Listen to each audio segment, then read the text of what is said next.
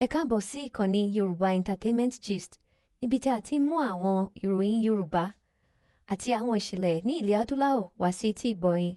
Ẹ máa bá wa kálọ. Níbi tí ọ̀rọ̀ gbé dé dúró báyìí, Elédùmarè ti bá wa ṣe débi wípé Olu Alo ò ní option kankan mọ́ ju wípé ó gbọ́dọ̀ wá sọ fún ìjọba through àwọn ọlọ́pàá pé òun bá yàwó òun jà ní o, or nǹkan kan ṣe ní o, or báyìí o. Olu Alo, when you post on your social media pé Daddy Falana Chambers wọ́n send the letter sí mi and everything. Fídíò eléyìí tí mo fẹ́ ṣòye ni mo kọ́kọ́ fẹ́ fi dúpẹ́ lọ́wọ́ bàbá sójà prof mi rántí orúkọ wọn bọ̀ ẹ máa rí fídíò yẹn. Inú the same fídíò yìí fún ẹni tó ní ẹ̀rí ọkàn lẹ fi máa rí wípé ọ̀pọ̀ nínú àwọn tó ń pera wọn níránṣẹ́ Ọlọ́run nínú CAC yìí ló jẹ́ pé wọn ò ní ìkọlàyà, wọn ò ní ẹ̀rí ọkàn rárá. Torí nínú fídíò tẹ́ fẹ́ wò yìí gbangba ni bàbá sójà yìí tọ́lọ́run máa bá mi kẹ́ níkẹ́ ẹ̀yẹ, níkẹ́ àlàáfíà, níkẹ́ ẹ̀mí gígùn, àìkú baálé ọ̀rọ̀, tí wọ́n ti wọ orí live video ayẹni lọ, the same ayẹni gíga tí bàbá yìí sọ ojú abẹ́ ń kó. Now kí ni ìbéèrè tí Rotimi Daniels Foundation ń béèrè lọ́wọ́ Olu Alo?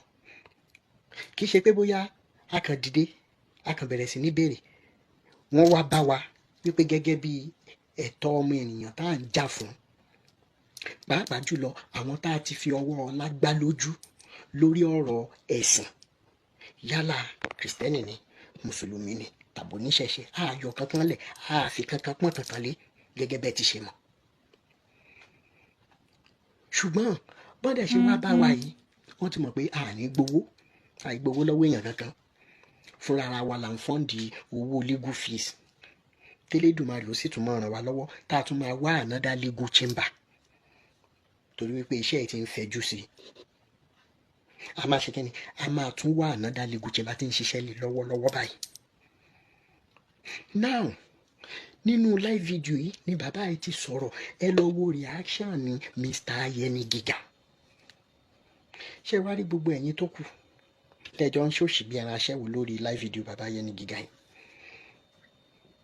Irú bàtà tí ìyá Ìjẹ̀ṣà ń wọ̀ lọ́wọ́lọ́wọ́ tẹ́ ẹ tún fi ń parọ́ mọ́ wọn, tẹ́ ẹ ń sọ nǹkan tí ojú yín ò tó, kírú Ayẹni sọ wípé Ìyábọ̀ wà ní Canada, ó ṣe wá lè débi wípé tó bá wà ní Canada tó dẹ̀ wà pàbí ẹ ṣe ń sọ, kí ló dé tí ò bá yẹ sọ̀rọ̀? Question kan là ń béèrè lọ́wọ́ Olu Alo all over the world, kò sẹ́ni tó lè fault wa lórí pé à ń béèrè lọ́wọ́ ẹ pé ṣé bó fẹ́ ọmọ ẹni ò rà lọ́wọ́ wọn, ìyá àtàwọn ẹbí ẹ wọ́n fẹ́ rí bá sọ̀rọ̀, àwa ọ̀rẹ́ ará àtojúlùmọ̀ a fẹ́ rí bá sọ̀rọ̀. Awítàwí òun gba ọ̀dọ̀ agbẹjọ́rò lọ pé kí wọ́n mọ̀ sọ fún wa pé ká dákẹ́.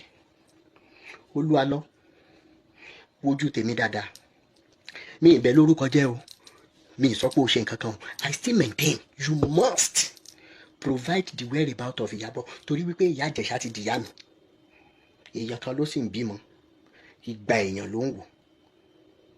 Ẹ má jẹ́ ń sọ̀rọ̀ jù, ṣùgbọ́n Olu Alo Ìyábọ̀ pẹ̀lú àwọn mẹ́tẹ̀ẹ̀ta wọ́n gbọ́dọ̀ jáde in good health state of mind lẹ́ni sọ jù báyìí lọ. Ẹ gbọ́ fídíò bàbá yìí, ẹ ṣe.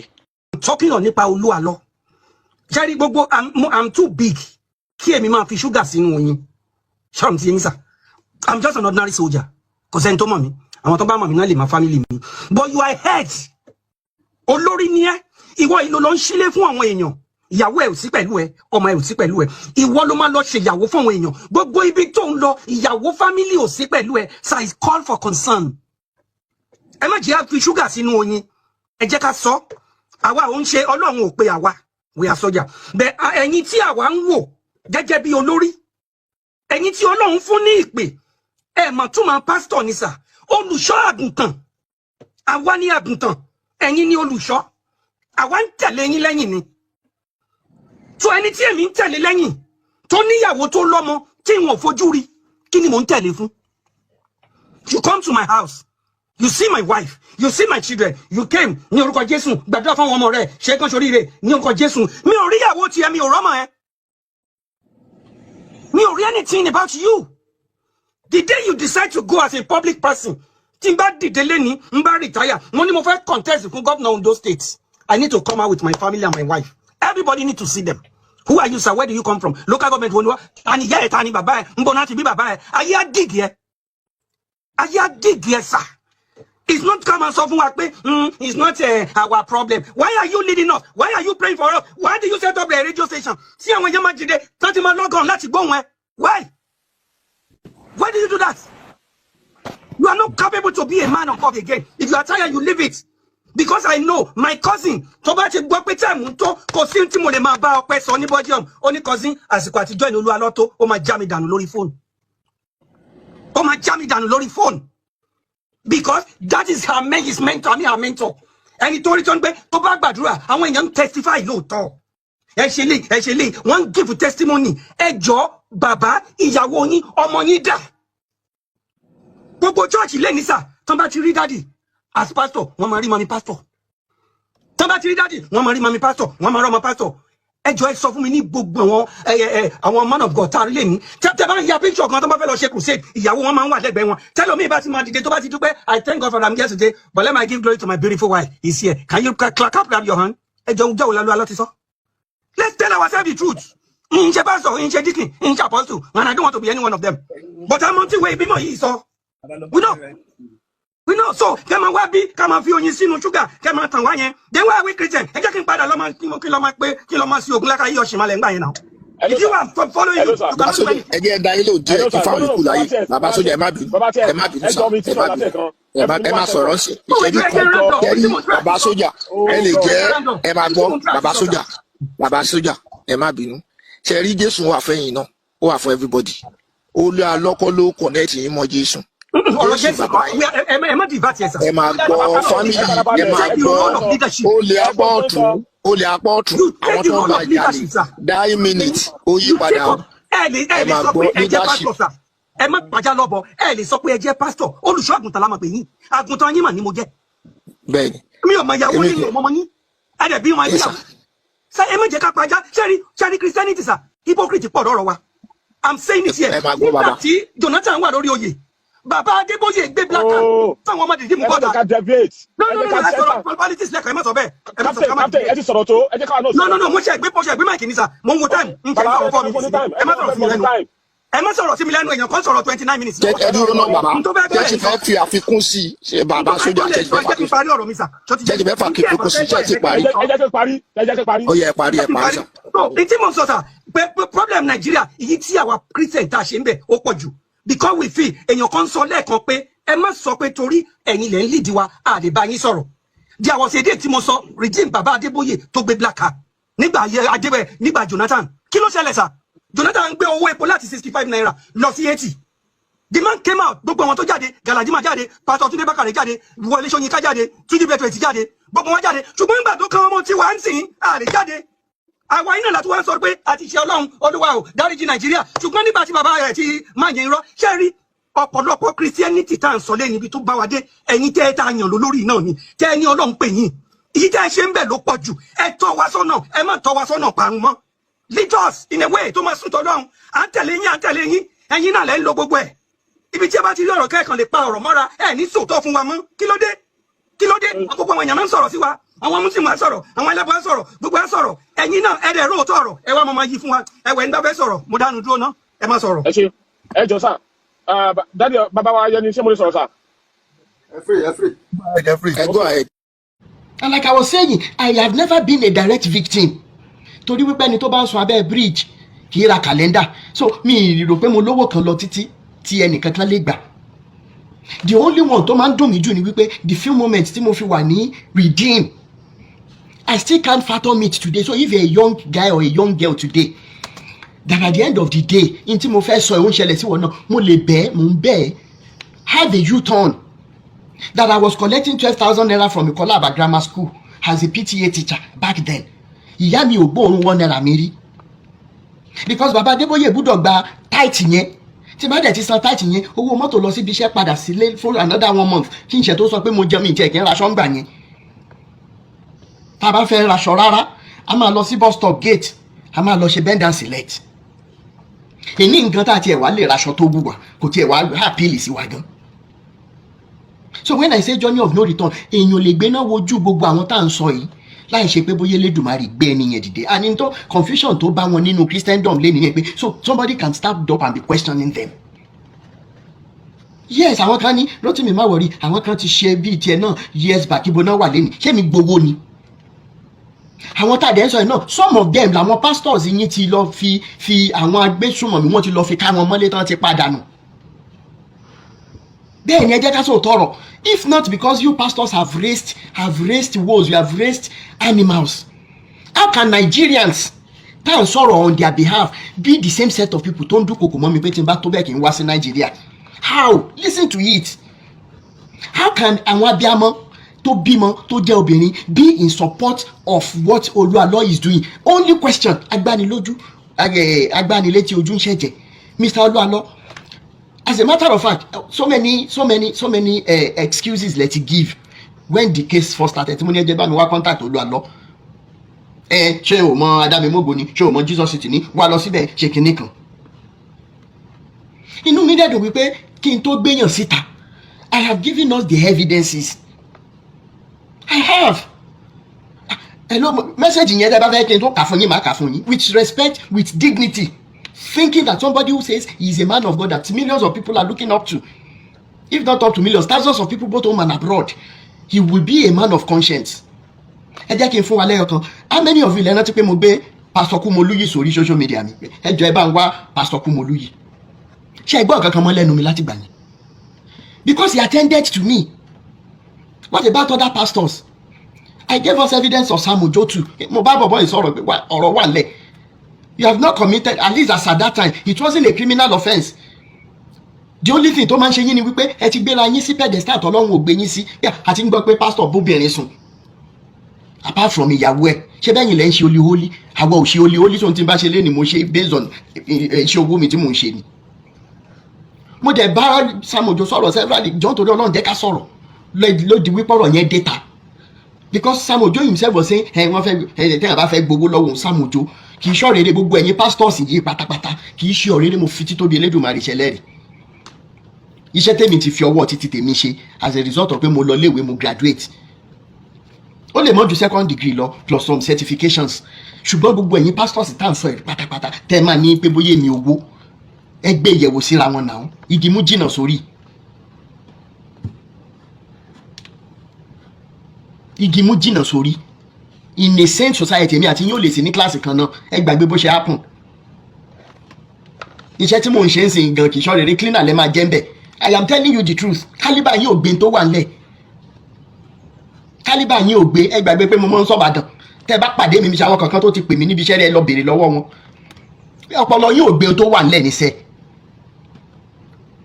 So wọ́n fẹ́ gbó lọ́rùn ni, wọ́n fẹ́ jàǹbọ́ ni, kìíní kan. How can you pastor say that nígbà tẹ́ ẹ̀ ń jìyà, nígbà tẹ́ ẹ̀ tí ìrógolo? Are you doing the work of Jesus to become ológo, to become famous, or to draw people onto Jesus, who is the author and finisher of your faith? What is the difference?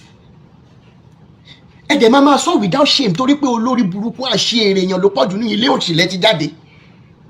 That nígbà tó ń jìyà, nígbà tí bàbá Adébóyè ń jìyà, ṣé bàbá Adébóyè jìyà fún mi àbò jìyà ó jìyà nítorí Jésù? Ṣé torí Jésù ni àbí torí private jet? Is it not obvious? Nígbà tó yẹ Adébó ń jìyà, ìyà òṣìwò ló jẹ, ṣó jìyà nítorí mi ni? Ṣé bí Jésù lẹ ló kú fún mi? I am speaking from innermost part of my heart this morning, most especially to members of any church. It is high time you woke up. It is high time you run away from them. It is high time you started asking yourself, what am I living for? Their narration, any breath in battle tiri, ẹni tó bá sọ èpè tọmọtọmọ èpè ìrandíran la máa gbé fún yín. Wọ́n lè ń jìyà ipe ńgbà tó wáyé wá ń jọrọ̀ sí lórí burúkú ní gbogbo yín ni. Ṣáṣì èrè ní gbogbo yín ni, gbogbo ìyà òṣì tẹ́jẹ́ bẹ́ẹ̀ ṣe lẹ́ẹ̀pọ̀ tó ní Nàìjíríà, ẹ wo bí tí Nàìjíríà dé lé ni. And the same way I've gone to meet this person pé nǹkan báyìí lórí ọ̀rọ̀ bàbá Ezekiah, lady tó allege torí allege là á máa lò lórí péèjì títí wa. She alleged and she confirmed to me pé Mr. Rotimi tí nǹkan báyìí tó báyìí pé rọ́ lòun fẹ́ pa gbogbo àwọn ọmọ méjèèjì àbí mẹ́tẹ̀ẹ̀ta pé kí ilẹ̀ lanu gbé wọn mì lọ́jọ́ kan náà. Òun máa dúró síwájú bàbá Ezekiah, òun mọ̀ sọ báyìí. Mo ní ẹ mọ́ ti gbòjú yín sáà mo mọ̀ pé ó ń ka yín lára. And the only reason tó jẹ́ kí lady yẹn lè wà bá mi ni pé ó ti gbé péèjì mi yẹ̀ wò pé mi ń ṣe tó máa ń gbowó. pé bóyá òun á gbé kéèsì bàbá ẹsẹ̀ káyà wá màá wá lọ bá bàbá ẹsẹ̀ káyà pé kéèsì kan wà lẹ́ báyìí màá máa wá gba owó ìjọ tó bá máa gba owó ìjọ tí n bá máa ṣe nǹkan tí mò ń ṣe torí owó tàbí wípé mo máa fúnyàn lówó torí pé kí wọ́n lè sọ nǹkan tí ò yẹ kí wọ́n sọ kí Elédùmarè máa fa ọkùnrin mi níjà kó máa fàjà kí n máa lọ tó bá ku ọ̀la tí màá ṣe. Now finally lady yìí sọ fún mi pé òun máa dúró pé ẹ jẹ́ kí òun fàjà mo ní sùúrù Nàìjíríà le jù báyìí lọ most of àwọn tẹ́ ń wé wọ́n kàn gbé fi Jésù bojú ni they know themselves wọ́n mọ̀ pé àwọn tí ń bá sọ gbà mí wọ́n mọ̀. Finally what are we saying the same Olu Alo olórí burúkú Tọ́pẹ́ ló gbé kéèsì ẹ̀wà tí mo dẹ̀ rí gbogbo evidence ó send link sí mi pé wọ́n fòun gbowó ọ̀tọ̀ ni tí wọ́n sọ ọ̀tọ̀ ni tí wọ́n ṣe. No, this is not good for the body of Christ. Ẹ jẹ́ ká jù síta. That was what brought me and Tọ́pẹ́ together. Then besides that a very good in fact ẹni tá à ń sọ yìí mo fẹ́ lè sọ pé ọmọ ló jẹ́ sí Ìyá Ìjẹ̀ṣà ọmọ ló jẹ́ sí Ìyá Ìjẹ̀ṣà mi ní dárúkọ ẹ ló Mr. Rotimi ọ̀rọ̀ ẹni báyìí tẹ́ ẹ sọ ẹ jọ nítorí Ọlọ́run ẹ bá wa béèrè pé ibo nìyàwó ẹ wà because that was the genesis of this whole problem tó sọ most of us di ẹranko dàtí irú ayé ní gíga tí ò ní láyọ̀ mọ́ láyé tí ó fi dẹni àgbégbé ẹni tí mo rò pé èèyàn ni tí mo wá rí wípé ẹranko lásán ni.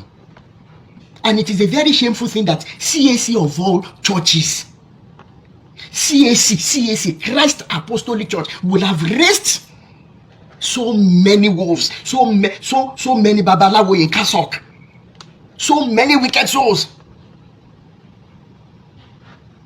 Ayẹni gíga kì í ṣe ọ̀rẹ́rẹ́ pẹ̀lú gbogbo ọ̀rọ̀ tó ń pè káàkiri wàá gbọ́ látọ̀dọ̀ wa mi ní fi gbogbo ẹnu sọ̀rọ̀ gbogbo ibi tó ti gbọ́ nǹkan tó ń sọ yẹn wà ní láti lọ ṣàlàyé.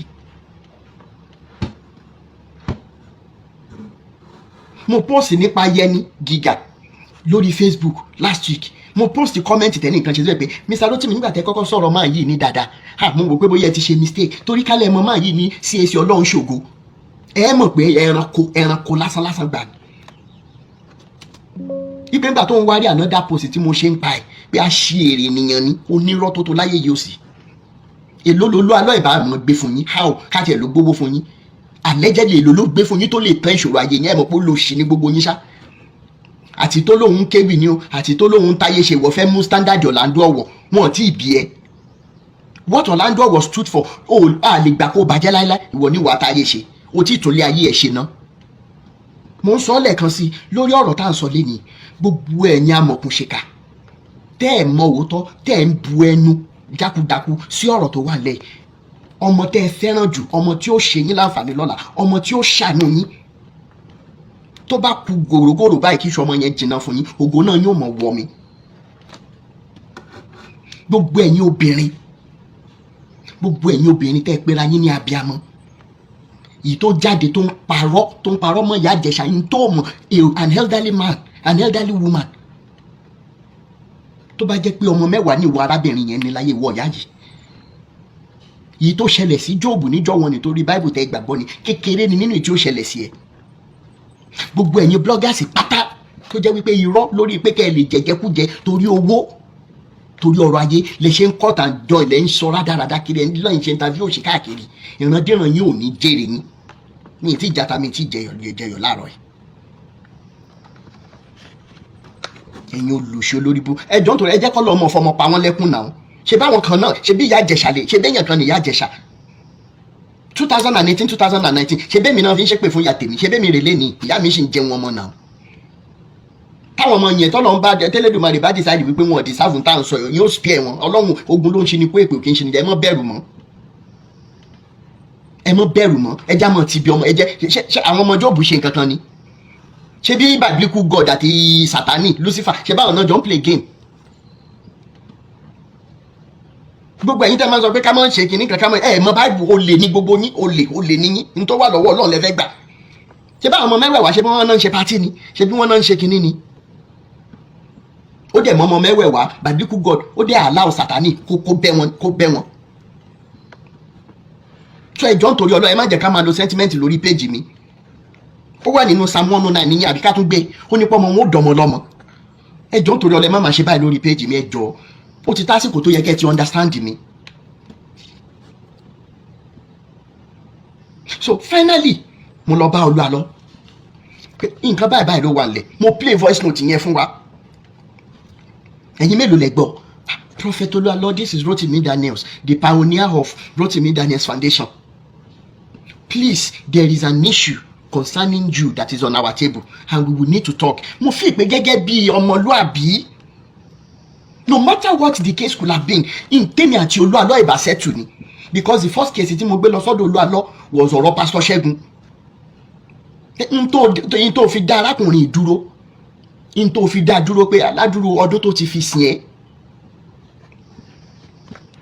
ẹ kò kẹ̀ ó dà pé ẹ̀yin nìkan lè ń gbọ́ ẹ kò sà, ẹ jẹ́ kí n kò sí ẹ̀kọ́ kankan bí báyìí sáà ẹ jáde kẹ́ wọlé padà ẹ jáde kẹ́ wọlé padà. Hello. ẹ jáde kẹ́ wọlé padà. Hello.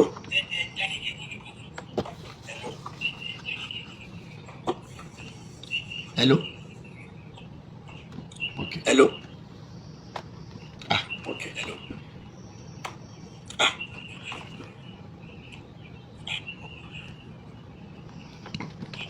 Ẹ jẹ́ máa bá wa share ètò yìí, mo ti ń wọnú. Ẹ jẹ́ máa bá wa share ètò yìí, mo ti ń wọnú ọ̀rọ̀ lọ. Ó dà pé wọ́n right o, mo ń gbóhùn ara mi padà mi mọ́ tó ṣẹlẹ̀. Ó dà pé wọ́n right o, mo ń gbóhùn ara mi padà mi mọ́ tó ṣẹlẹ̀.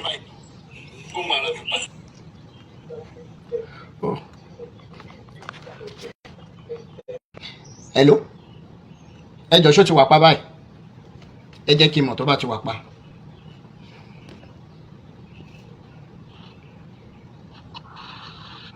Ẹ jọ̀ọ́ ẹ̀yin tí mò ń gbé wá sókè bá mi mute, ẹ jọ̀ọ́ ẹ má bínú.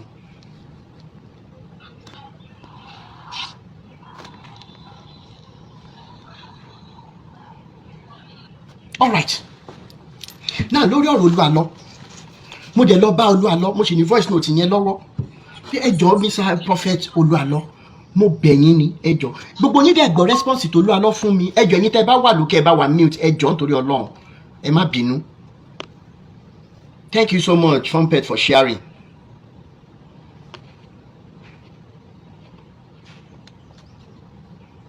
Now, mo dẹ̀ lọ bá Olu Alo. Ẹ gbọ́ response, mo wà ní program kan ni. Láàrin wọn náà, program ni ṣá. Ṣé Olu Alo ló pa Jésù ni? Ṣé family Olu Alo láti Èkìtì ló pa Jésù ni? Ẹ̀yin ẹ jẹ́ ká máa bá à ń wá odidi ọmọ ìyá Ìjẹ̀ṣà ń sunkún ìwọ ló ń ṣe program. How can those prayers be acceptable unto the true God? Ìmọ̀ ìwé ìrìnnà Italy Yoruba. How do you mean you want to hear me live? Yeah, you can do that if you want to. You want to pass across, you can do it. Now, what am I saying? Program ni the same excuse tó fún Uncle Lanre Lawansin. Àlàyé jẹ́ ká sọ̀rọ̀. Okay, ìwé ìrìnnà Yẹ́misí àti ti tàwọn ọmọ jọ fún mi tí mo lè wá, mo ní diplomatic visa, mo lè travel lọ wò wọ́n.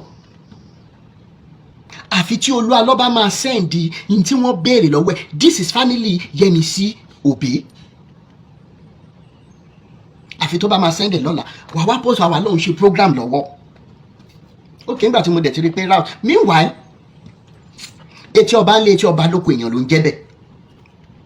Ọ̀rọ̀ Ayọ̀mídé kò ṣe Ayọ̀mídé. Meanwhile, Sister Maureen ti wà lórí case Olu Alo rí some years ago. Bóyá time yẹn sísìn Ọlọ́run fún ní oore ọ̀fẹ́ pé come lọ yíwà padà lọ ronú pé wàdà tó o bá ti ẹ̀rọ nǹkan kan ló ti kú ti tèmi lórí igi àgbélébù. Ṣé ká wá sọ wípé òótọ́ ni pé ìkà ò kì í gbọ́ àlọ́? How can you love Jesus? How can you love the Bible? How can you love the fact that you want to go to heaven and be in support of the wickedness of Olu Alo concerning ipò tí ìyá Ìjẹ̀ṣà wà lẹ́ni pẹ̀lú àwọn family Ìyábọ̀? How do they match? How?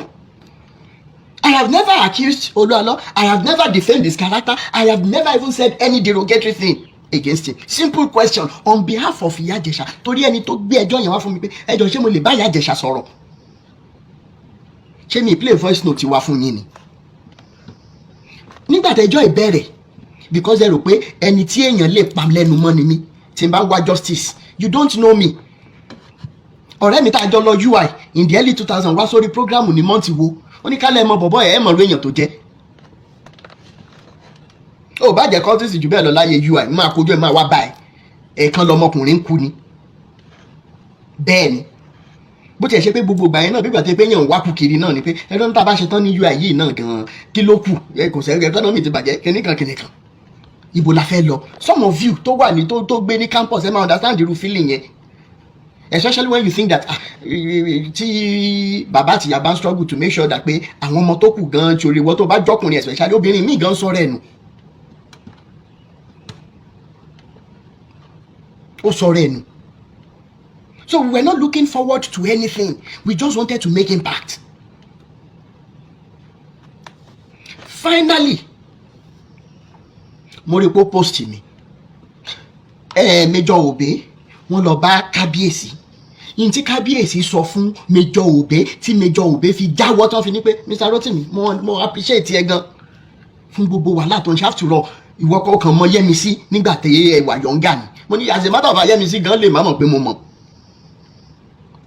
Ara tèmi náà báyìí ní so ti ń rùn torí létí mò ń gbéngbà yẹn wájú Táíṣó láàrin estate tó wà wájú Táíṣó láàrin before you get to Festac extension ibẹ̀ là ń gbéngbà ni ẹni tó bá mọ kó Sam's ice cream dáadáa.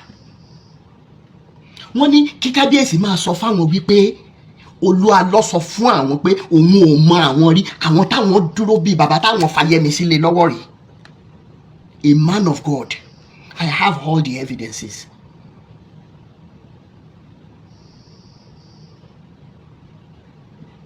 Mo dẹ̀ báyìí àjẹsà sọmọ ní ṣé bó ṣe rí lélẹ̀ ó ti tó bí ọdún mẹ́ta ọdún mẹ́rin tẹ̀tì rí yẹ tí wọ́n fi sọ wípé ó bá wọn sọ̀rọ̀ pé Yẹ́misí bá wọn sọ̀rọ̀ lọ́dún kan pé ó fi nǹkan kan ojú ṣé ọmọ tó nọ́mà ni ó bá yẹ sọ̀rọ̀ bẹ́ẹ̀ after a long time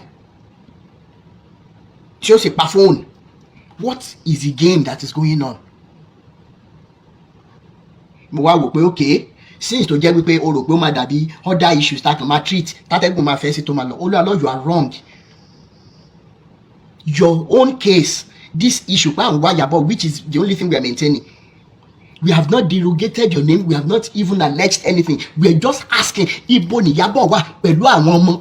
Ó gbọ́dọ̀ bá ìyá Ìjẹ̀ṣà sọ̀rọ̀. Wọ́n gbọ́dọ̀ mọ̀ pé wà pa àwọn siblings ẹ̀ fẹ́ bá sọ̀rọ̀. Gbogbo ẹ̀yin olórí burúkú táyé yín máa bàjẹ́. Ẹ̀ ń claim wípé Ìyábọ̀ ẹ wá fi ẹnu ẹ fi bà a whole family jẹ́. Ìran yín ò ní tòrò, ìdílé yín ò ní tòrò mọ́ láyé. Ẹ ní lálàáfíà mọ́. Ìyábọ̀ ń bá àwọn ẹ̀gbọ́n ẹ̀ sọ̀rọ̀ ń bá àwọn siblings ẹ̀ sọ̀rọ̀ ìyá ẹ̀ nìkan ni ò bá sọ̀rọ̀. How could you be so wicked? How much were you giving? How much? I want to know. And this is one of the things that Christianity has done to us. Finally, kí ló ṣẹlẹ̀? Ẹ má worry, mi kúkú ṣe torí owó. Ọ̀rọ̀ yẹn ló fà tí èmi àti ìkan lára àwọn fàájà lára àwọn foundation Kini fi sọ wípé Mr. Rotimi ẹ̀yin nìkan ò lè máa dá owó legal fees san ìjà gbogbo wa lẹ̀ ń jà ẹni tó bá máa help yín máa help yín mi ìfẹ́ jẹ́ kí wọ́n máa sọ pé Rotimi náà ń ṣe nítorí owó ní kìnìkan bla bla bla. You will remember táwọn kan sọ wípé ẹ má worry àmọ̀ṣẹ́ tẹ̀ ṣe and for few of you tó ti wá tó sọ pé Mr. Rotimi nǹkan báyìí ẹ gbà. Mo really appreciate bó jẹ́ ẹgbẹ́ mania ẹ má dárúkọ mi o ẹ má ṣe kíni o. Thank you so much, I appreciate you. The legal representative of Rotimi Daniels Foundation tí mi ìbá dúpẹ́ lọ́wọ́ yín Elédùmarè gan bínú sí mi. Thank you so much. Torí mo mọ paribiribi tẹ́ ẹ kó nígbà kéèsì Sàmójó. Wọ́n bá sọ pé a ṣì lè rírú àwọn ọmọlúwàbí báyìí láwùjọ yìí ó nìran ni. Thank you so much. Now nígbà tí kéèsì bẹ̀rẹ̀ ní ṣé family ẹ̀ ni wọ́n ní jẹ́ kí family ẹ̀ sọ̀rọ̀ mo tún wá play voice note ìyá Ìyábọ̀ níbi tí wọ́n ti sọ̀rọ̀. Ṣé ẹ mọ̀ tó lórí ibu yín sọ ẹ sọ wípé ṣe doctored voice note tó lọ wá ń bì kan. Nigerians Olu Alo's issue lórí ọ̀rọ̀ Ìyábọ̀ tá à ń wá is the confirmation that we don't know God and we deserve worse than we are getting from either the political class or the religious class. We deserve worse. Àánú Elédùmarè nìkan wípé tá a bá ń fọwọ́ ọ̀tún bọ́mọ wí ká mọ̀ fi tòsí fàmọ́ra. When are we Nigerians going to become human beings again? kí n tó relocate nínú yàrá mi bẹ̀ mo máa wo irú nǹkan tí ìyá Ìyábọ̀ ń go through ṣébi tí mo ti play video tó fi ní irun funfun àwọn lélẹ́yìí. ọ̀pọ̀ nù yín nìyá yín náà jìyà lórí yín ẹ̀ẹ́dẹ̀ fi ya yín ṣírò. What is religion? What is Christianity if it is not humanity? What is Christianity? What is humanity? Mo tún gbé yẹn síta ẹni ṣé ìyá Ìjẹ̀ṣà nìkan ló ń wá kìíní àwọn siblings ẹ̀ kọ́ ẹ̀yin olórí burúkú aláyébàjẹ́. How did we get here that we are no longer humans? Mo wá pòwe kan fún wa bí bóyá ọ̀pọ̀ nù yín tún máa ní ọpọlọ ẹ máa ní ẹ̀mí Ọlọ́run nínú.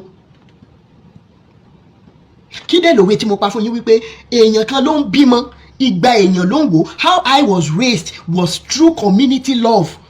A máa ń sunlé ara wa. Mo tún pààyàn lówe fún yín pé Ìyábọ̀ mo mọ̀ ọ̀rẹ́ mi tá a jọ lọ UI ó fi mẹ́sẹ̀jì lẹ́yìn pé Rotimi mo rí pọ́ùn sọ̀rọ̀ nípa Ìyábọ̀ kí nìkan jọ pé mi immediately tí mo ṣe tán mo ní mi ì morúkọ méjì mi yàtọ̀ sorúkọ yìí mo pè ní fídíò call straight ni ó dẹ̀ gbé ó láwọn tí mo gbọ́njọ yẹn mo ní mo mọ̀ Ìyábọ̀ ní my two kíníkan ní kéèsì yìí kí n tiẹ̀ má wàá mọ̀ Ìyábọ̀ gan. How many times lẹ́yìn tẹ́ ẹ fún mi ní excuse yìí pé ṣé mi ní family Ìyábọ̀ ni how many times ni èèyàn ti ní health issues rí tẹ́ ẹ gbé wá sórí social media pé káwọn èèyàn help ẹ ní ìtẹ́mi náà ti donate several times. How many times làwọn èèyàn ti ní accident tẹ̀ẹ̀dẹ̀ wá sórí ẹ̀yà ẹ̀rọ ayélujára ẹ̀ bá ṣe kíníkan. How many times ni ọmọ ti sọnù ọ̀ tí wọ́n máa rí yàn he pé ó wà unconscious ọ̀ pé bóyá ó kú sáàrin ọjà tẹ́ ẹ máa post ẹ̀. How many times? And finally torí wípé ó ti wá jẹ́ prophet Olu Alo that is your favourite. The truth can no longer be said. Ìyábọ̀ is not supposed to be spoken for. Some of you now said, Rotimi, if you really want to do this, go the legal way, go the kinikan, ṣe ṣàwo. Some of you said it because you felt that Ìyá Ìjẹ̀ṣà deserves the right to still relate with her own daughter tó jìyà fún. The siblings have the right to know her whereabouts. Ọ̀pọ̀ nu yín ń sọ torí wípé ẹ feel wípé ọ̀nà máa dí mọ́ Awíkoko àti Fàájà movement if we go that route. You were right. But ọ̀pọ̀ nu yín wá ń sọ ó ní kan náà tó máa lóhun support wa òun ṣe àmà bó ń jealous ni ó bí kan ni ó bẹ̀rẹ̀ sí ní sọ rádaràda káàkiri lórí social media ká lóun lòun á dùn kése láàrin ọ̀sẹ̀ méjì ọ̀sẹ̀ mẹ́ta òun á ti ṣe parí ẹ̀ pàápàá. Gbogbo ẹ̀yin aṣèrè olórí burúkú èmi ń báyàn kankan ṣe competition ni sì bẹ́ẹ̀ gbà tẹ́mi bẹ̀rẹ̀ liberation mi ìmọ̀ yàrá yà yín rí. And as a matter of fact Olu Alo is not the only person that is being questioned by. There are other pastors who can pick up their cases. But orí pé mi ń wá relevance èmi ń wá followers èmi owó orí social media.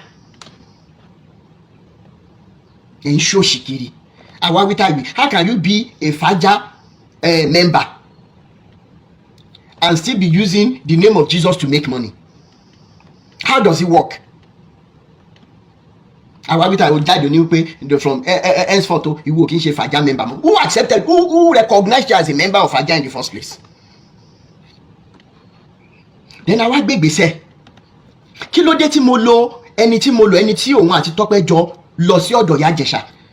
Wọ́n náà play voice òtítọ́ níbi tí mo ti sọ fún wípé kí Ìyá Ìjẹ̀ṣà pariwo sí àwọn ọmọ Nàìjíríà ẹ dúró náà ní orí live orí videos orí Yomi Amzat how many times wọ́n ti ní pé ẹja pariwo sáwọn ọmọ Nàìjíríà káwọn ọmọ Nàìjíríà gbà lórí ọ̀rọ̀ Adégòkè how many times ni wọ́n lo ọ̀rọ̀ yẹn.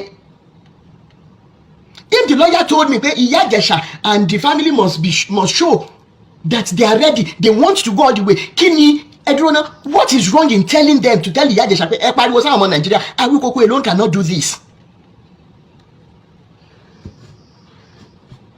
Olórí burúkú aṣèrè ọ̀pọ̀ nù yẹn ẹ̀dẹ̀ ṣì wà ní comment section náà tó pé ẹ máa ra rìn rámi ìjọ ebi bá ń pọ̀nà báyìí lẹ́ẹ̀mọ̀ rìn kẹ́ ẹ mọ̀ sùn lọ́wọ́ báyìí ìjọ tẹ́bí bá ti ń pa ọ̀nà báyìí lẹ́ẹ̀mọ̀ jáde lékú lọ́wọ́. Àdàbí tó bá jẹ́ wípé mò ń ṣe láti bàyàn kankan lórúkọ jẹ́ tí ì ṣe pé torí pé kínú Ìyá Ìjẹ̀ṣà lè dùn kan tó jáde láyé ni. a ṣe èrè olórí burúkú ẹ̀yin kristẹni tẹ́ẹ̀pẹ̀rẹ̀ ayé ní pásítọ̀ irú tèmi Tọ́pẹ́ tẹ́ẹ̀lì accept láti help all of a sudden on your pages Tọ́pẹ́ became a pastor Thompson. tẹ́lifá iye Tọ́pẹ́ yẹn nìkan kọ́ ló bàjẹ́ ẹ wá lọ síbẹ̀ mo dẹ̀ ń sọ fún wa iye tí mo ná láì gba kọ́bọ̀ lọ́wọ́ ìyá láyé nìkẹ́ni iṣẹ́ tí mò ń ṣe ni mo fi ń sponsor nǹkan tí mò ń ṣe. àwọn kọ̀ọ̀kan dìde pé Mr. Rotimi ẹ̀ lè mọ dáṣe sẹ́ ẹ fún mi lákàn details yín mo fẹ́ send owó síbẹ̀. Now I set up 2 people from kí náà ń pè Èkìtì síbàdàn èló náà ń gbé mọ́tò ok mo fún wọn lówó ẹni pé mo bribe ìyá Ìjẹ̀ṣà or mo bribe Major Obe kírú mi máa bribe Major Obe kí n máa bribe mi ṣé rí mi dẹ̀ ní ṣe. What is wrong pé ẹ fẹ́ lọ bárù ìyá báyìí ẹ jọ̀ọ́ nítorí Ọlọ́run ẹ bá mi fún wọn níye báyìí kàn fi ṣe pocket money Major Obe náà ẹ bá mi fún wọn níye báyìí ẹ má bínú o tí n bá fẹ́ bribe yẹn á jẹ́ 30k 20k ibi tẹ́ ti máa mọ̀ pé lórí burúkú ló pọ̀jù nínú gbogbo ẹ rí pé mi tiẹ̀ dá sí láti jọ yìí ọ̀rọ̀ tó sọ báyìí nígbà tó yẹ pé lórí burúkú ni àwọn ní owó tó ń wọlé sápò gbogbo ẹ̀yin pásítọ̀ ẹ̀yin nìkan lè ń dáná ẹ̀ ní ojú àánú rárá so ó máa ń strange sí yín tẹ́nìkan bá dìde tó bá lóun ṣàánú gbogbo bí kíbi tẹ́ ẹ̀dẹ̀ ti náwó àwọn èèyàn sí ibẹ̀ ni gbogbo ẹ̀ níbànújẹ́ máa gbà wọlé sí yín lára. wọ́n wá jáde wọ́n ní pé Awíkókó ń bribe èèyàn bribe and as a matter of fact Major Obe sọ wípé àwọn ló yẹ káwọn máa fún Rotimi Daniels Foundation lówó pé Rotimi kọ́ ló tún yẹ kó máa fún àwọn lówó ẹ bá ń ṣàdúrà wọ́n ṣàdúrà ilẹ̀kùn. now àwa gbé ìgbésẹ̀ yẹn nígbà tí wọ́n fi máa lọ lálákọ̀ọ́kọ́ lẹ́tà méjì ló yẹ ká mú lọ kí wọ́n sáìn ẹ̀ ẹyọ kan tí wọ́n tún wá ṣe ládùúrú owó ta ná Tọ́pẹ́ yìí ni wọ́n fi ìwé yẹn lé lọ́wọ́ pé kó mú wá sẹ́kọ̀ọ́ kò kàn yá rádaràda lásán ó tún fi epo yìí tó yẹ pé kò ṣeé lò àṣé gbogbo ìgbà yìí làwọn tó pera wọn ní online kìíní àwọn ọ̀rẹ́ bí ọ̀tọ̀ tàbí ọ̀rẹ́ àṣé wọ́n mọ̀ọ́mọ̀ plant ara wọn sórí péèjì wa ni ọ̀pọ̀ nù yín máa ní Rotimi ṣe o ti lè trust èèyàn jù kí ni nígbà tí mi ì bá robi sọmọ làkejì báwo ni mo ṣe lè rò pé mi ì fẹ́ gbé life mi bẹ́ẹ̀ yẹn yes you are right but I don't want to live my life like that. What I can't do to people, I can't expect them to do it to me. That is the only reason why I trusted the person like Tọ́pẹ́ tó jẹ́ ọ̀daràn. Ẹ wá jẹ́ ká gbà pé wọ́n ríṣẹ́ yẹn ṣe ń gbà yẹn ibi tá a dé ìkọlà máa ti dé ọ̀rọ̀ àti jù báyìí lọ. Nítorí ẹ gbogbo ìgbà tí ọ̀pọ̀ nù yín ń pariwo go legal way take him to court then revolve àwọn ọlọ́pàá ṣé ọlọ́pàá máa ń ṣiṣẹ́ bẹ́ẹ̀ yẹn ní Nàìjíríà láì ní paperwork ẹ̀yin kan jákujáku yìí. Kéèsì family yín tó wà ní tọlọ́pàá how many years lẹ ti wà lórí ẹ̀ a tó bọ̀ sí kéèsì Olu Alo tá à ń sọ lọ́wọ́ pé provide wherever lóṣù kan ẹ fẹ́ jẹ́ kí Awíkókó kó máa mú result jáde lójú ẹsẹ̀ gbogbo ẹ̀yin tẹ́ ń béèrè awẹ́ lọ́wọ́ orógbó gbogbo ẹ̀yin tẹ́ ń béèrè ẹ̀jẹ̀ lọ́wọ́ ọ̀gbìn gbogbo ẹ̀yin tẹ́ ní wípé ẹ̀mọ dìde ẹ̀mọ ràn mí níṣẹ́ dé tòrótòró àwọn ọmọ yín ni ó mọ̀ jáde tán ní délé pípé èyí tó bá máa wálé rárá.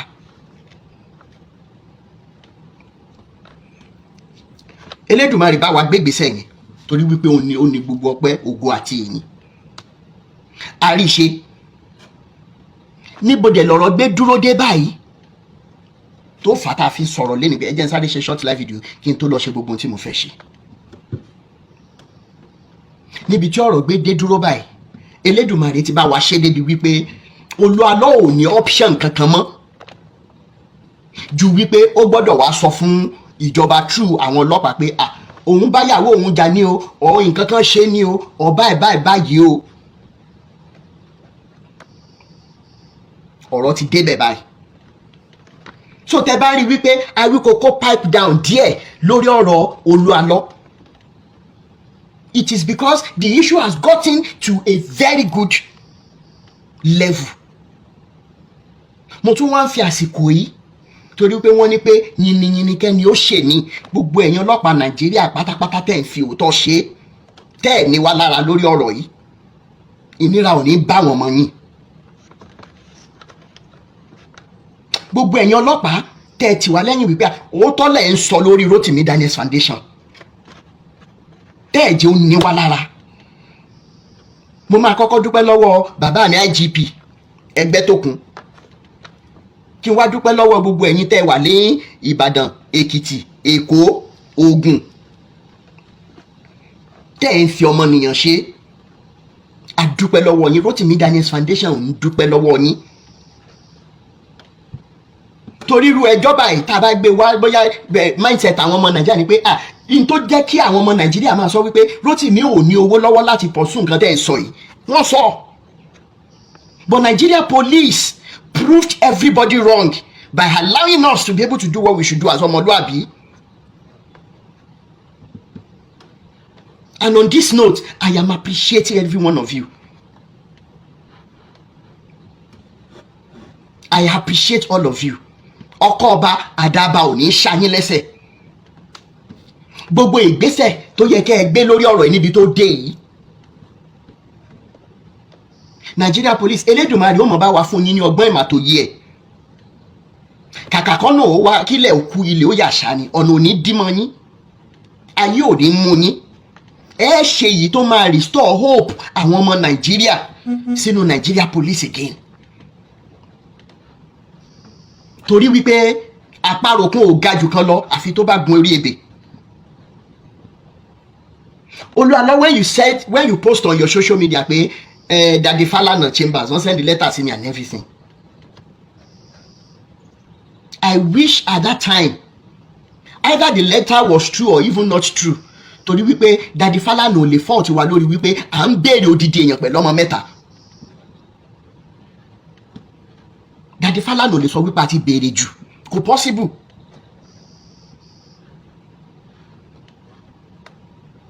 Wọ́n yà sọ fún ẹ wípé kó o lọ dá Ìyá Ìjẹ̀ṣà lọ́wọ́ kó o lọ fẹsẹ̀ lé tọ́ ni. Torí wípé mo ti sọ rí pé nínú nǹkan tó fún mi nígboyà lórí ìrìn àjò yìí was ìjọ tí mo rí fídíò Daddy Falana ní celebration. Wọ́n wọ sútù báyìí wọ́n jókòó sétí àga níbi tọ́rọ̀ yẹn kan lára. Ẹ̀yin mélòó lẹ rántí fídíò yẹn tí wọ́n ní pé Adébóyè is building business centers and not churches. Another video in which he was putting on native tí wọ́n wọ lemon native. He said pé church is supposed to ṣe kìnìkan. They're not supposed to be private. Why your whole church why fi lọ ṣe private business? Pé China ti plane ti airplane aircraft pastor kan tí wọ́n mú tán fi ṣe passenger train fly kìnìkan. Irú àwọn bàbá bẹ́ẹ̀ yẹn làwa rí láwùjọ ta wò pé tí àgbàlagbà when he already has everything anybody could wish for tí wọ́n sì dúró tán jà fún ẹ̀tọ́ ọmọ ènìyàn.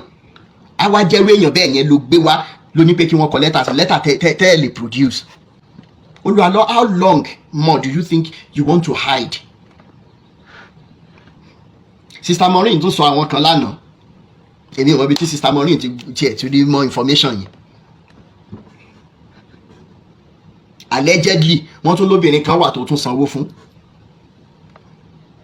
Allegedly wọ́n náà gbọ́ lórí page bí Sister Maureen bóyá àwọn tó wà ńbẹ̀ bóyá tí n bá gbé wọn wá sókè. But gbogbo ẹ̀yin ọmọ Nàìjíríà tẹ́ ń gbọ́ wa nílé àti lóko yálà ẹ mú advice yẹn wá based on the truth that you have always wanted. ẹgẹ́ ní foundation tí wọ́n pè ní white foundation láti 2021 tọ́lọ́ndẹ̀ ti lò mí láti ran ọ̀pọ̀lọpọ̀ àwọn èèyàn lọ́wọ́ nínú ayé.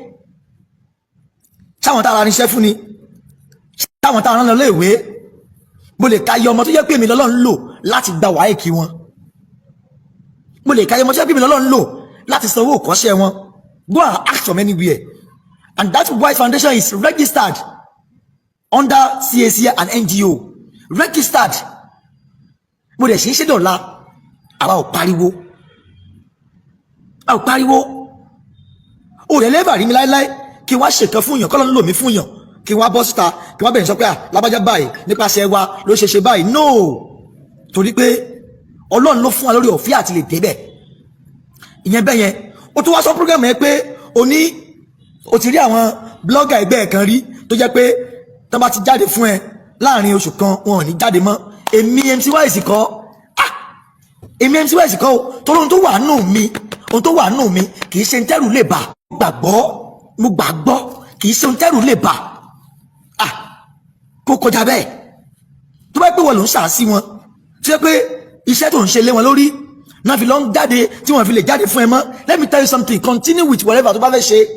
Kò lè borí mi o. Mo mẹ́ni tí mo gbàgbọ́, mo mẹni tí mo gbàgbọ́, mo mẹni tí mo ní. Kìnìún ẹ̀yà Júdà gbá gbóríkì ẹ̀, kìnìún ẹ̀yà Júdà a sọ̀rọ̀ kó lóun ò sọ bẹ́ẹ̀ mọ́. Arúgbó ọjọ́ Jehovah El Shaddai, Ọlọ́run tí máa ń jagun lọ fún yàn wájú tẹ́tẹ́ ń jagun fún àsìkò lẹ́yìn tógun sì ní bá. Ọba tí máa ń jagun fún yàn lẹ́yìn tẹ́tẹ́ ń jagun fún àwọn wájú tógun lè tún ní bá. Ajáde mọ̀tẹ́nlé awúwo má ṣe é gbé. Tó gbóríkì ẹ̀ ni, tó gbọ́ ni. Ọlọ́run tó gbò sùsùsùn tó ní kí Gòláyátì ó ṣubú níwájú Dáfídì, tó gbóríkì ẹ̀ ni, tó gbọ́ ni. Sẹ́rù ẹ̀ ò bá ọ ni. Torí àwọn tó ń jáde fún ẹ tó jẹ́ pé wọn ń padà aláàsì yẹn, àwọn tí ẹjọ́ ní nǹkan òkùnkùn pamọ́ ni. Mo gbé ojúlé àgbélébù Jésù, mo gbé ojúlé Ọlọ́run, kò sí nítẹ́nìkan lè ṣe. Ó wá kéré sẹ́ni tó máa sọ fún pé MC Wise yẹn o, tó bá ti jáde fún lọ́jọ́ kan tàbọ́jọ́ méjì ẹ wá kó social media. Èmi kọ́, torí pé ẹni tó ń gbénú mi ó jẹ́ tó ń gbénú ayé lọ. Mo fẹ́ kọ̀ bá mi fẹ́ lẹ́yìn ní kó o lè mọ̀. Gbígbẹ́ o jáde fẹ́ nìkan, ìgbà tó jáde fún yẹn ó létà ń padà wá já padà fílẹ̀ fún ẹ. Let me tell you something, kọ́kọ́ gbàgbé ẹ̀. Èmi jẹ́ ó yọ pé ó di ọjọ́ tó o bá tó dẹ́kun àti máa sọ̀rọ̀ sí àwọn bàbá wa nínú ìgbàgbọ́ kí èmi tó sinmi lórí ọ̀rọ̀ ẹ. Torí pé màá jẹ́ ó yọ pé tí wòlíì bá lè ṣe wà ní a ní ìránṣẹ́ Ọlọ́run tó ní ẹ̀mí mímọ́ nínú. I will tell you something today. Èmi iṣẹ́ tí mo ya church kiri, mi iṣẹ́ tí mo ya bàbá wòlíì kiri, bẹ́ẹ̀ ni mi iṣẹ́ tí mo ya bàbá yẹ̀mí wò kiri, ṣùgbọ́n mo nígbàgbọ́ nínú ẹ̀ tó kú lórí igi àgbélébùú. Kì í ṣeré. MC Wise ló ń bá sọ̀rọ̀ náà, torí mo rí po mention orúkọ mi, tá ló mention mo lè mọ̀ wá sí ara bàkẹ́ pé o kàn ń ṣeré ọwọ́ ni, but for you to mention that name, orúkọ yẹn gán pọ̀ létí ẹ̀ náà. Kì í ṣe orúkọ tí mo kàn jókòó tí mo kàn mú. Before you can call somebody wise, that means there is something inside him that make him wise, that increase his wisdom. Tó gbàgbé ń pa yẹn pé ẹ tó bá jáde ẹnìkan jáde ẹnìkan ò ní sọ̀rọ̀ mọ́ lórí ẹ, kì í kókó gbàgbé ẹ. Ẹ bá mi share program yìí, ẹ bá mi share ẹ. Tí mi ò bá reply ẹ kò dáa, ẹ bá mi share. Ẹ̀yin tẹ́ wà online, ẹ máa share program ẹ, share dáadáa, n fẹ́ kẹ́ máa share ẹ. Now màá wá padà sórí ọ̀rọ̀ tó sọ lórí program ẹ. Rotimi Daniels ó sọ wípé àkọ́kọ́ náà ẹni kọ́kọ́ clarify yìí fans yẹ tàbí ẹ̀yin tẹ́ máa ń wò mí, listen to me and listen good. Tẹ́ bá níbẹ̀rù Ọlọ́run, you go back to all my programs, ẹ máa rí motive mi. Èmi ò ní kí Ìyábọ̀ kú, bẹ́ẹ̀ ni mi sọ pé ká mọ̀ gbóhùn Ìyábọ̀, bẹ́ẹ̀ ni mi sọ wípé kí Ìyábọ̀ mọ̀ rí àwọn parents ẹ̀. Ṣùgbọ́n tẹ̀mí sọ ní pé Bíbélì sọ pé ẹ wádìí ohun gbogbo dájú kẹ́ẹ̀sì dín tí í ṣe òtítọ́ ọbẹ̀ mú. Tẹ́ bá ń sọ̀rọ̀ sáwọn wòlíì kan, àwọn wòlíì èké kan wà lóòótọ́ mi ò dispute ẹ̀, ṣùgbọ́n ẹ má sọ̀rọ̀ sí gbogbo wọn mọ́. Now kí n tó lọ síbẹ̀ yẹn, ó wá sọ̀rọ̀, ó sọ wípé lórí ọ̀rọ̀ ìyá ìyàwó Olu Alo wípé ìgbà tí mo pè wọ́n èmi dárúkọ ẹ fún wọn náà fi attend sí mi. Màá play voice note yẹn fún láàárọ̀ yìí.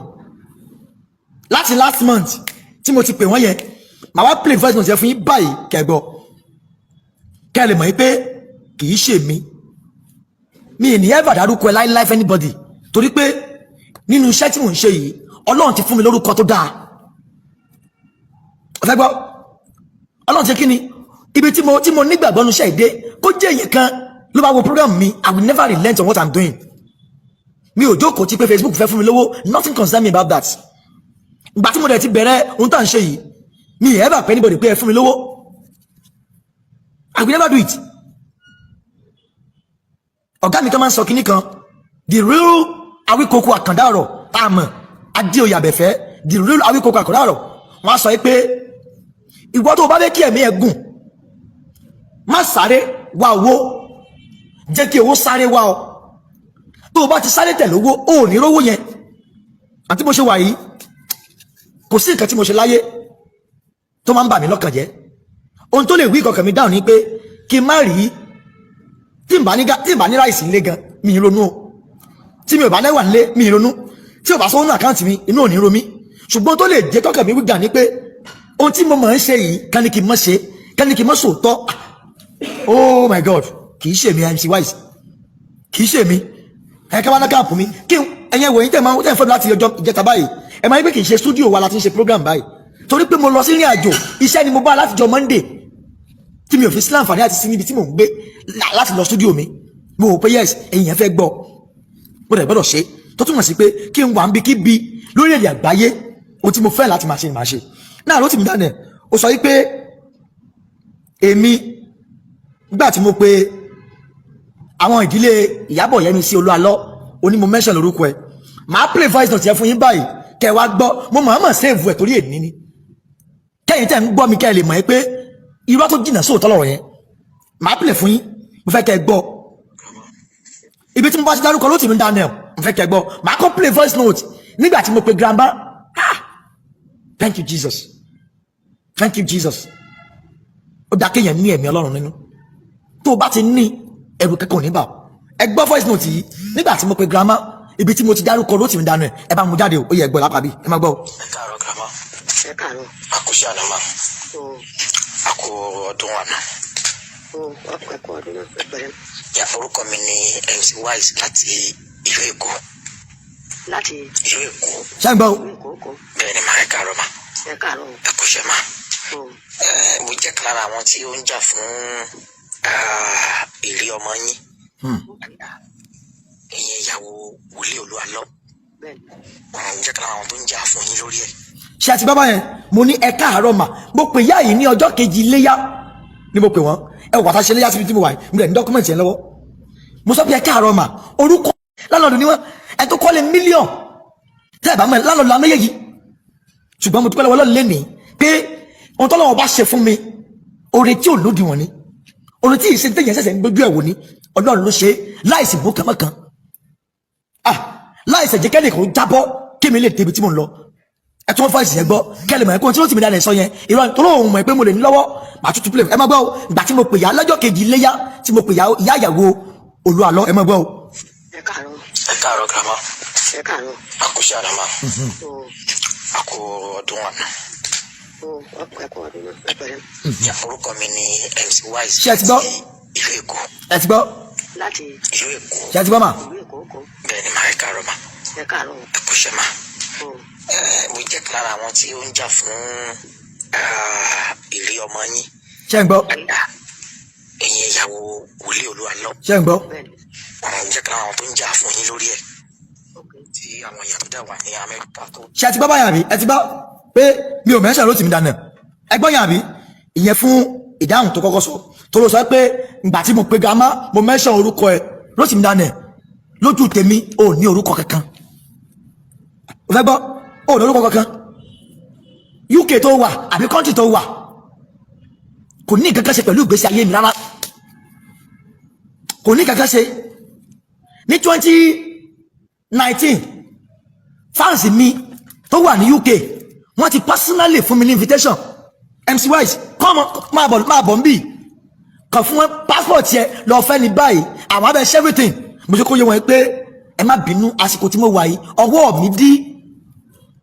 mi dí 2019 wọ́n jẹ́ yé mi pé kí n wá ṣe birthday mi ń bẹ̀ gan ni l'August mo ní ọwọ́ mi dí báyìí ìgbà yẹn dẹ̀ rèé foundation tí mò ń ṣe kò jẹ́ kí ọkàn mi ó lọ ọbẹ̀ torí pé mo ń wò pé tí n bá lọ ta ló máa tọ́jú àwọn ọmọ ẹ̀ tí n bá lọ ṣẹ́mc tí n bá lọ patí bí a mo lọ ṣẹ́mc ọmọ lọ program kan tí n bá lọ́mọ tó wá tọrọ owó ń bẹ̀ ní a máa ń lọ wá ilé wọn kan iṣẹ́ tá a ná mi nìyẹn o kì í ṣe gbogbo ohun tí wọ́n rò pò ń ṣe yìí ṣùgbọ́n ẹ̀ ní gbọ́rọ̀ àlùfànṣá sí mi látẹnu mi sí Rotimi Daniels ṣùgbọ́n tí òye lèmi òjò òye ẹ ti gbọ́ ti ìyá Ìyábọ̀ ẹ ti gbọ́ kejì ń bọ̀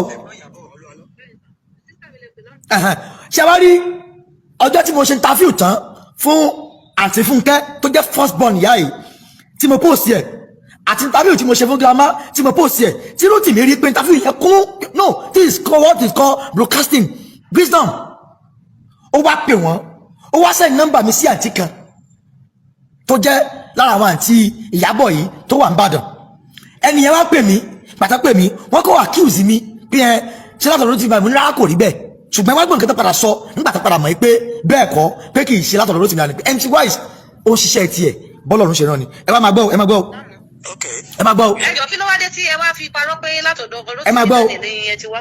ta ló sọ bẹ́ẹ̀. ẹ̀gbọ́n mi ló sọ fún mi. èmi àti wọn sọ nǹkan tó jọ bẹ́ẹ̀. ṣé ń gbọ́. yá kì í ṣe nọ́mbà tèmi náà pè. ìbẹ́yìn ni Mr. Káyọ̀dé Músẹ̀. wọ́n ní Mr. Káyọ̀dé Músẹ̀ kì í ṣe mi ẹ máa gbọ́. Mr. Káyọ̀dé MC Káyọ̀dé àbí kí ni.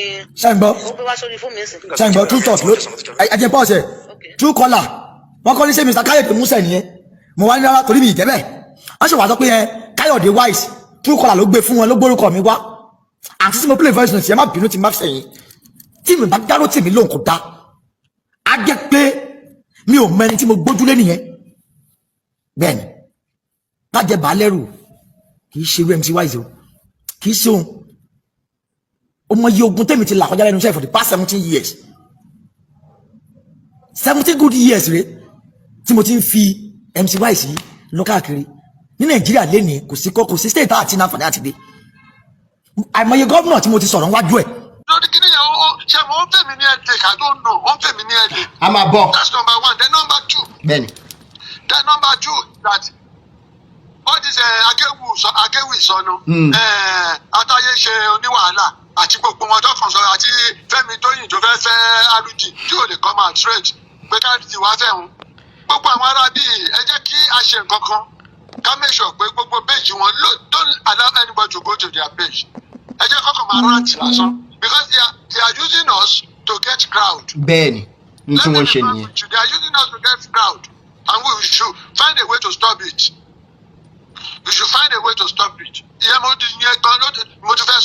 number three, what I wanted to hear from you, I've had it. That a good step has been taken. Bẹ́ẹ̀ni sir. And Olu Alo, we hear the music very soon. Bẹ́ẹ̀ni àríjù bẹ́ẹ̀ lọ ẹ ṣé. Thank you so much, sir.